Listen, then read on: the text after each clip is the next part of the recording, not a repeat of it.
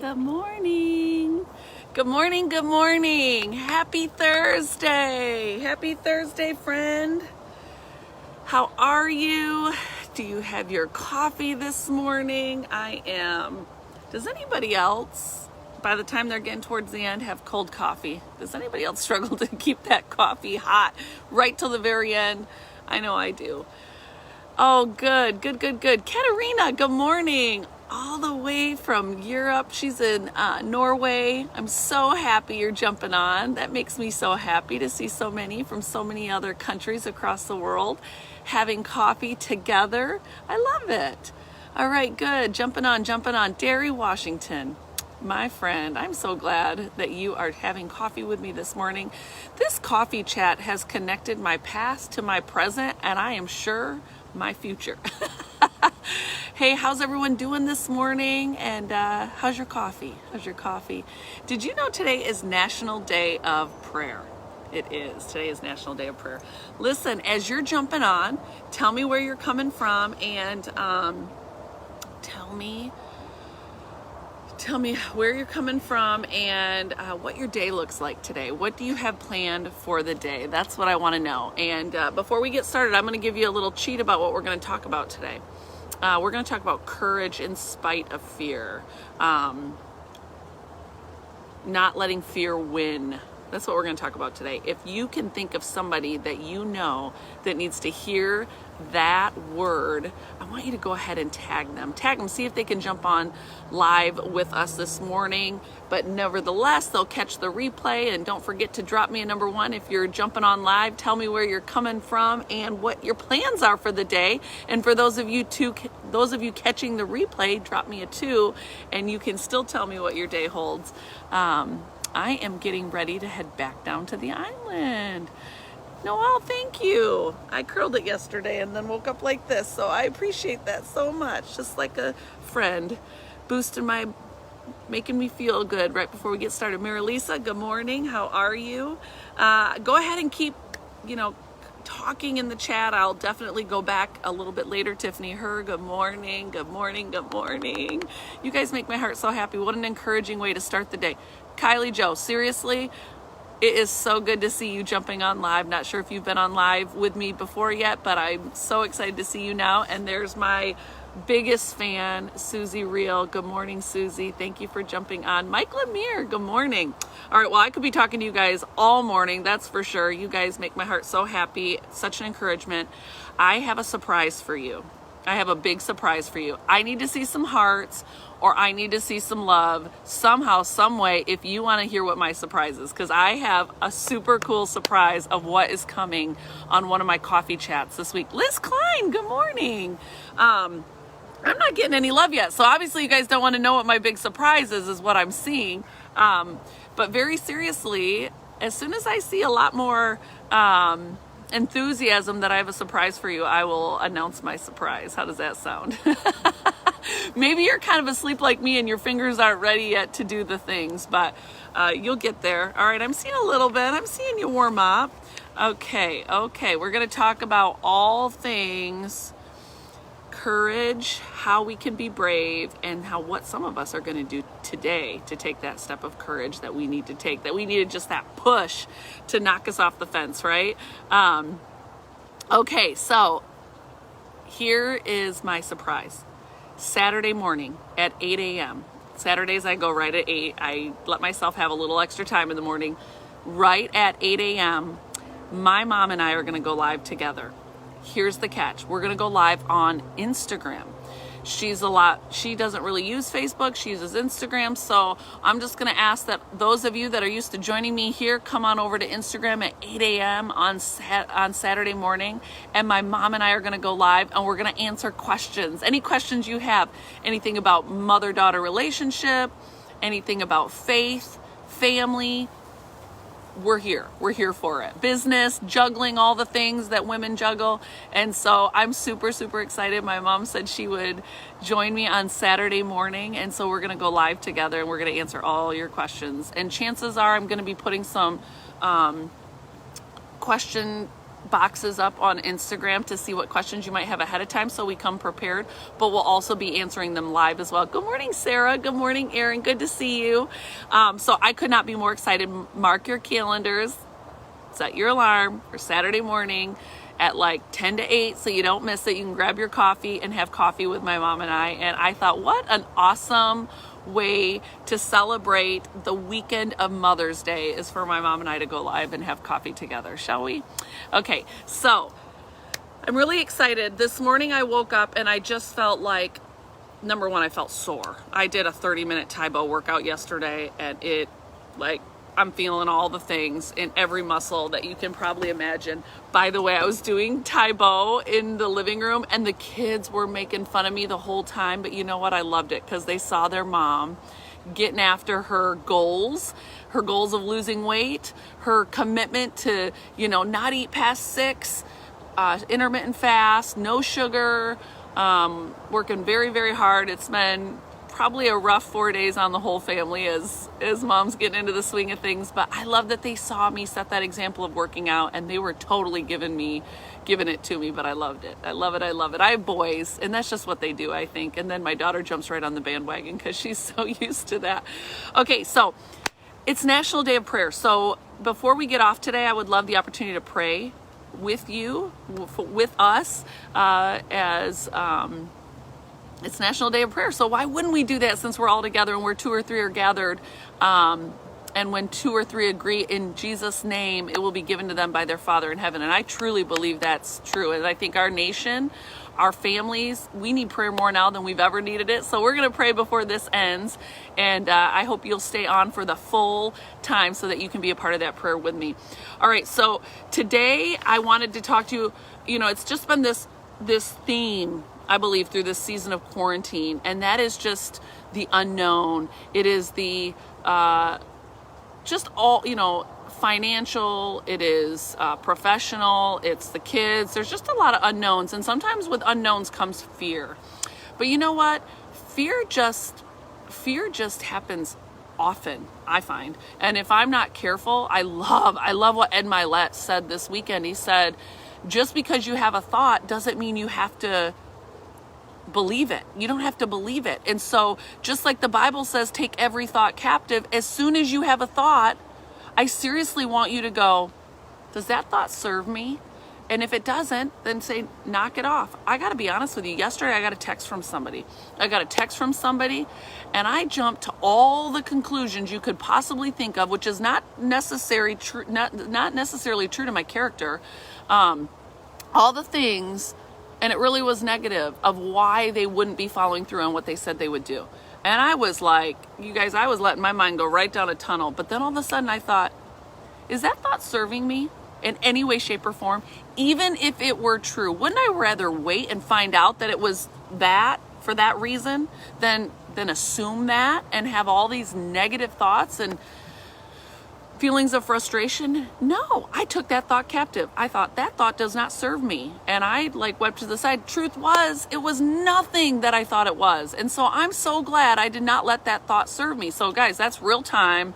How do we take thoughts and see if they serve us? Now, I want to talk to you today about the verse in the Bible, Joshua 1:9, where it says, I don't want to slaughter that, but it says, be strong and courageous. Be strong and courageous.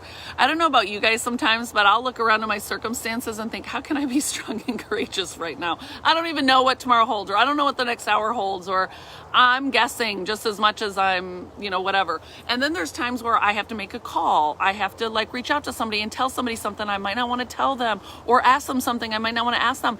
And all of a sudden I get caught up with all the feels of fear. And then I'm reminded in Joshua 1:9 to be strong and courageous. And although everything around me or what I'm about to embark on definitely feels scary, the Bible says be strong and courageous. And I want to dive into that for a minute because be strong and courageous. Okay, first of all, what I want you to know, having courage isn't the absence of fear. It's not letting fear win. That's what courage is. Courage is not the absence of fear. So guess what? You're going to feel afraid. But that doesn't mean you have to let the fear win. Okay, courage is doing the thing in spite of it. Okay, so I don't know that you would call it fear as much as I would call it intimidating to think about the goal I set for myself. Remember, I said I was going to quit making promises to myself that I didn't intend to keep. Oh, I think the pool is going to need some water. It's making all kinds of crazy noises over there. And so I'm not sure where I was really going with that, but courage isn't absent of fear. It's not absent of fear. And so, when I made the promise to not make promises to myself that I wasn't going to keep, one of the promises that I just made to myself is about food and exercise. And you guys, that takes courage, because I feel intimidated. I do feel afraid about it. I feel afraid because it's a lot of work. It's just like daunting. That is fear also. And, but remember, to be courageous, you don't have to not feel fear. You just have to not let fear win, because courage is not absent of fear. Now, I want to read what was, I want to bring the context of what was happening in, Joshua 1:9, because oftentimes we hear a verse, and I will just be honest, there are times that we take it out of context. Number one, we're human, so we're not going to be perfect. But number two, a lot of times when you hear a verse, go back and read it in context. Find out what was happening in that season. Find out what was happening to that person. Now, this is Joshua. Joshua 1:9 is about the leader Joshua, who took over leading the Israelites after Moses was no longer leading the Israelites. Number one, can you imagine how intimidating it would be to take over, running something after such a strong leader, after somebody had done it so well and people loved them so much? That in and of itself would be intimidating. But, they're getting ready to enter the promised land. Okay, so their whole life has been leading up to entering the promised land. Moses didn't get to enter the promised land.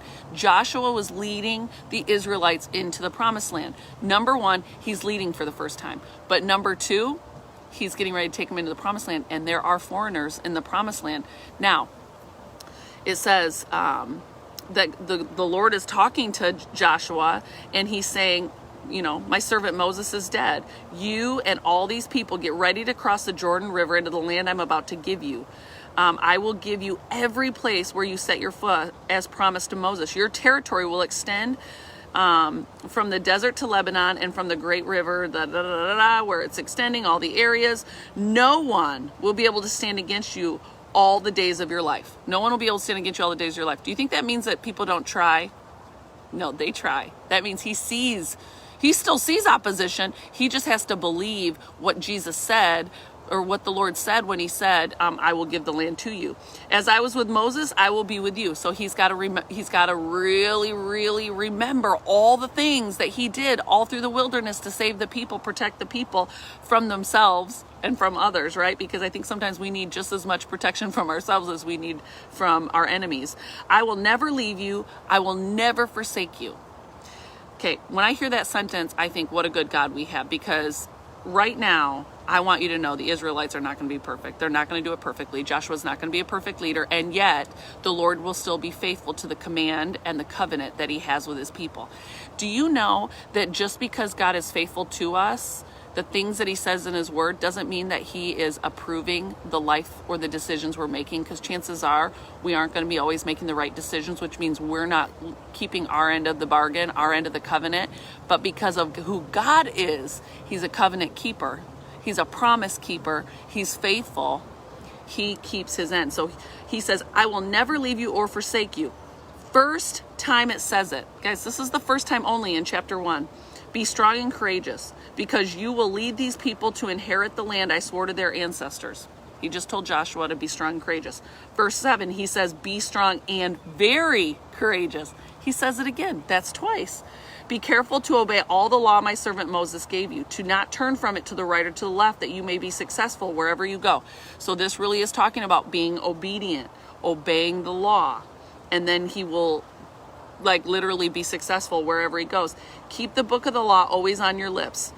Keep reading it. Be reminded of it. You think you read it once and you're going to always remember it unless you have it memorized. No, you got to keep reading it. Guys, I am in the Word every day and I still forget maybe an hour, 5 hours later. That's what we are. We're human. We've got to keep the law on our lips, meditate on it day and night, that you will be careful to do everything written in it. Then you will be prosperous and successful. When you obey, you will be prosperous and successful when you obey my commands. Have I not commanded you to be strong and courageous? There it is, third time. Chapter 1 isn't even done. I'm going to stop right there. 3 times in the first chapter of Joshua, before the chapter's even done, he says, be strong and courageous. When I'm reading the Bible and there is a time where God repeats something multiple times, not even across chapters, but within one chapter, I pay close attention. And this is why, because he is saying, be strong and courageous. I will be with you. Do I have permission to speak freely with you right now? This is something that hit me hard in the last couple weeks. This is something I've been like chewing on for quite a while, but I just finished the book Trustworthy, which was a study of all the kings, and to watch the ways that the kings were disobedient and the fallout that they had because of it. But the reality was their disobedience came from a core lack of obedience when it came to idolatry. And I'm thinking, well, okay, I'm winning. I don't have idols that I'm bowing down to. I don't have high places or Asherah poles anywhere. But you know what? In modern day world, what kind of idols do we have? Oh, so many. So many. And my number one problem is self-reliance. Like, I can't even tell you whether it was through books or whether just being an oldest child, being super driven and competitive. If it's going to be, it's up to me. No, it ain't. It's not up to me. Now, I got to do my part, but it's not up to me. It is not up to me, and I am not alone. And the minute I start feeling the fear and don't act courageously, guess what? I've got an idolatry issue. I've got a lack of trust in God issue. And that is one of our greatest downfalls of humanity, is an idolatry issue. It's not trusting God. And yet we're the ones that shouldn't be trustworthy. He should be trustworthy all day long, time after time after time again. And please, it doesn't mean your life is perfect. And I realize some of you are like, Cami, you're not dealing with this. You're right, I'm not. I'm dealing with my own things over here, but that doesn't mean that God isn't good. It's usually a consequence of our decisions or decisions of people around us or related to us, and we're dealing with the fallout of that. And that's why he says, be obedient. Now, we live under grace, not under law, where we have to like be stoned or go make sacrifices if we're not obedient anymore. But the fact of the matter still remains, a school teacher doesn't give rules in a classroom to be a jerk. They give rules in a classroom to help everybody operate in a space that's healthy for everybody. Do you know that when I'm not obedient, when I don't obey the rules, I get nervous, I get anxious, I feel afraid all of a sudden. Those kind of feelings of fear are typically a byproduct of our own decisions of not being obedient.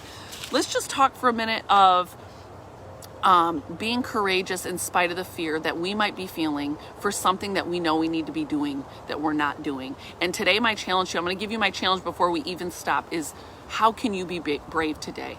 We talked about you should quit something every week. Maybe it's a habit you need to quit. It's something you need to stop doing, but you're afraid because it's something that's been comfort for you for a very long time. Maybe it's a decision you need to make. Maybe it's a person you need to reach out to. How are you going to be courageous today? Maybe it is an attitude that you've had. Maybe it's asking for forgiveness to somebody that you've hurt. You know, how are you going to be courageous today? Because remember, courage isn't an absence of fear. It is not letting fear have the final say. It's not letting fear win. And so if I go back to Deuteronomy 28, it talks this idea about following the Lord your God and carefully all of his commands. Do you want to know what the byproduct is of being obedient, of being brave, of having courage, and not allowing, like, Lord, give me the words because I want to make sure this comes across as you intended. Lord, not my words, but your words. Not my will, but your will be done. If we follow the commands and if we live obediently and we become brave and courageous, that doesn't mean that we're not going to be afraid. Doesn't mean we're not going to feel the fear. That doesn't mean those things. But here's the byproduct of following commands and being brave. Trusting God. That's That's what I wanted to say. Thank you, Lord, for that word. Here's the byproduct of trusting God and following his lead. You will be blessed in the city and blessed in the country. The fruit of your womb will be blessed. How many women right now, how many families need to have the fruit of their womb blessed? The crops of your land and the young of your livestock, the calves in your herds and the lambs of your flocks, you will be blessed. You guys, that's provision right there. Your basket and your kneading trough will be blessed. You will be blessed when you come in and blessed when you go out. The Lord will grant that the enemies who rise up against you will be defeated before you. They will come at you from one direction, but flee from 7 directions. The Lord will send a blessing on your barns and on everything you put your hand to. The Lord your God will bless you in the land he is giving you. That is why we need to work hard to trust God and to do what he's asking us to do, to be courageous in spite of the fear we might feel, not letting the fear win and not letting the fear have the final say. Sometimes when I feel afraid, I tend to take things into control into my own hands, because then at least I feel like I know what the worst case scenario will be. But guess what?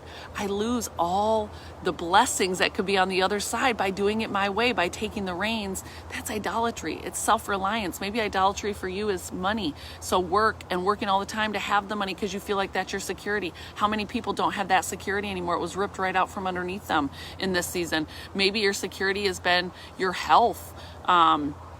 And you've been, dealing with health issues. Again, feeling afraid. Take actions today to be courageous. No matter how afraid you might feel, take courageous actions today. And I believe that when we take one small step of courage, it turns into a huge, it comes back tenfold. Like all of a sudden being obedient in a small thing will compound into much larger things. And that's kind of what I'm seeing happen in my life. And it might sound silly, but just even someone that I'm just not very organized, but I've had to be organized in this season, I feel like that was being brave of me to have to commit to putting the itinerary on the board for the kids. Do you know what we're starting to put on the itinerary? Who's in charge of taking the dogs out? Who's the dishwasher for the day? Who's taking the trash out for the day? So I'm not arguing with the kids and they're not arguing with each other. I did it last.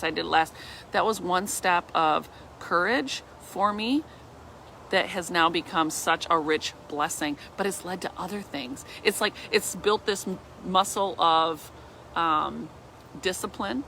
Really was being courageous, because honestly, you guys, sometimes doing the things that require discipline are scary to me. They're scary to me. I know that sounds silly, but I don't let fear win. I don't let fear win. I don't let the unknown win. I don't let the fact that I might fall short win. That's the thing that usually holds me back, because I don't want to make a promise and not keep it. It makes me feel just completely shame, stuff like that, that you're not meant to feel. But when you're obedient, you get the blessings. And so anyways, I want you to leave today. I want to know, maybe you already know, maybe you need to know, what is one thing you can do to not let fear hold you back today? What is one thing you can do? And maybe it's memorizing the verse in Joshua 1:9. And remember, it's also in 1:6 and 1:7. So you've heard it 3 times by Joshua 1:9. But the Lord is saying to Joshua, be strong and courageous. I am with you. I am with you. You're going to feel the fear, but don't let it win. You're going to feel the fear, but that doesn't mean you can't be courageous. You can feel the fear, but guess what? Don't let it have the final say. So how can you look fear in the face today and take a step of courage, even if it's in a small way, because small wins add up to big wins. And I'm rooting for you. I'm rooting for you. I'm rooting for myself. I'm talking to you, but I'm hearing it in my own ears. That's probably what this means more than anything is, what are the steps of courage that I need to take today? And you guys, let me read you a few. If you're wondering, what are different steps of courage that you could, maybe it's pursuing a relationship that you need to pursue. Maybe it's changing career paths. Maybe it's moving. I mean, I know some of those are really big, but it might be one of those things. It might be saying yes to helping somebody with something. I said earlier, it might be asking for forgiveness. It might be picking up the phone, having a conversation with somebody that you haven't had a conversation with in a while, and you know that it might not go well to begin with, but you know what? It's never going to get better if you don't pick up the phone and make that call. Get what I'm saying? Maybe it's working out, but you're afraid of how you're going to feel the first few days. Listen, that's me. I could barely get out of bed this morning. But you know what? Feel the fear, but do the thing anyway. Don't let fear win, and definitely don't let it have the final say. All right, you guys, I will see you tomorrow morning from the island. I'm so excited. And then on Saturday, don't forget to mark your calendar for 8 a.m. We'll be flopping over to Instagram. I know that's a lot, but I'm going to be going live with my mom, and we're going to be answering your questions. All things mom life, daughter life, raising kids, anything, hustle, anything. I'm super excited that we get to share some time with you in that way on Saturday. Shannon, good to see you this morning. I love you, my friend. All right, you guys. Oh. Fear can look like being overwhelmed, but it doesn't have to win. You can press through. That's what I meant by the itinerary on the board. It felt overwhelming, all the things that I was juggling in this season. But you know what? I started taking small acts of courage, because I wasn't going to let fear and feeling overwhelmed win out. Fear has a lot of masks. Fear has a lot of different looks. Don't let it win. Don't let it have the final say. Have a good day, everybody.